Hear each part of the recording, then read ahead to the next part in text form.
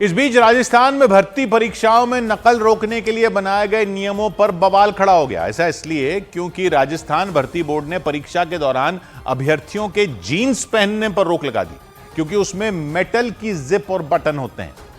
इसके अलावा महिलाओं के मंगलसूत्र, चूड़ियां, कान की बालियां जैसी चीजें पहनकर परीक्षा देने पर भी पाबंदी लगा दी।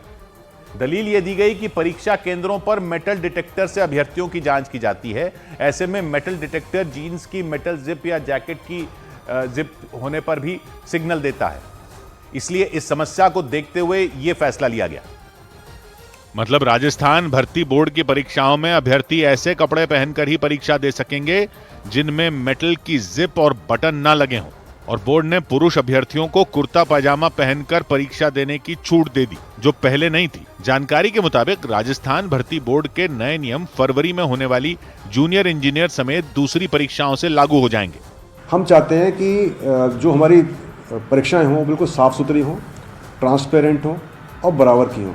नए नियमों के मुताबिक परीक्षा के दौरान मेटल की चेन, घड़ी और बेल्ट जैसी चीजें वो नहीं पहन सकते।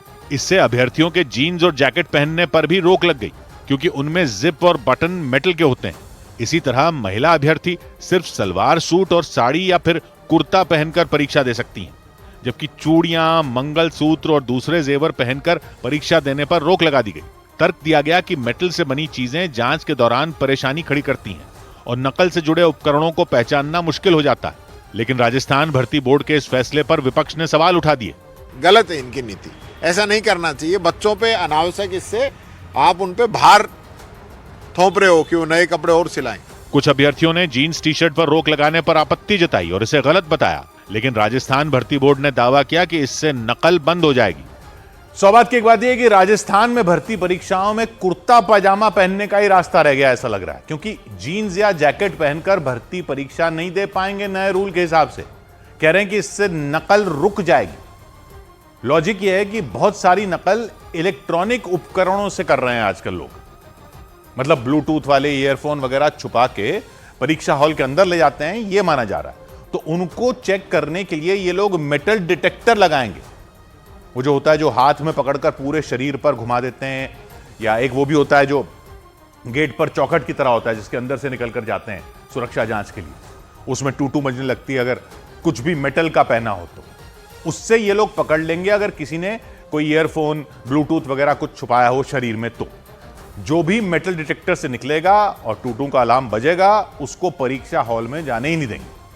अब दिक्कत क्या है कि जीन्स जैकेट की जिप भी मेटल की होती है, तो अगर सारे जीन्स वालों के जाने पर अलार्म बजता रहा तो परीक्षा ही फंस जाएगी और उसकी आड़ में लोग ईयरफोन या ब्लूटूथ या कोई उपकरण अंदर ले जाएंगे नकल करने के लिए। तो जीन्स ही बैन कर दी। जीन्स, जैकेट या कोई भी ऐसा कपड़ा जिसमें मेटल की जिप लगी होती है वो नहीं पहन सकेंगे। मेटल का बटन लगा होगा, नहीं पहन सकेंगे। पैंट में भी मेटल की जिप या बटन हुए तो वो भी नहीं। कोई गहना, कड़ा वगैरह कुछ भी नहीं। लड़कियां मंगलसूत्र भी नहीं पहन सकेंगी, कुछ भी मेटल नहीं। यहां तक तो बात समझ में आई, लेकिन दो चीजों का पता नहीं चल रहा कि ये लोग क्या करेंगे। एक तो घड़ी, चलो घड़ी भी हो सकता है कह देंगे कि उतार कर जाओ, परीक्षा हॉल में घड़ी लगा देंगे। लेकिन चश्मा, ऐनक का क्या करेंगे? क्या ऐनक भी प्लास्टिक की ही पहननी होगी? ऐनक पर अभी तक तो कोई आदेश नहीं आया है, लेकिन मेटल फ्रेम तो उसका भी हो सकता है। और गैजेट ही स्मगल करके अंदर ले जाने से रोकना हो तो गैजेट तो कोई ऐनक में भी बना सकता है। नकल करने वाले कोई जेम्स बॉन्ड से कम थोड़ी हैं। परीक्षा करवाने वाले डाल तो वो पात। सौ बात की एक बात।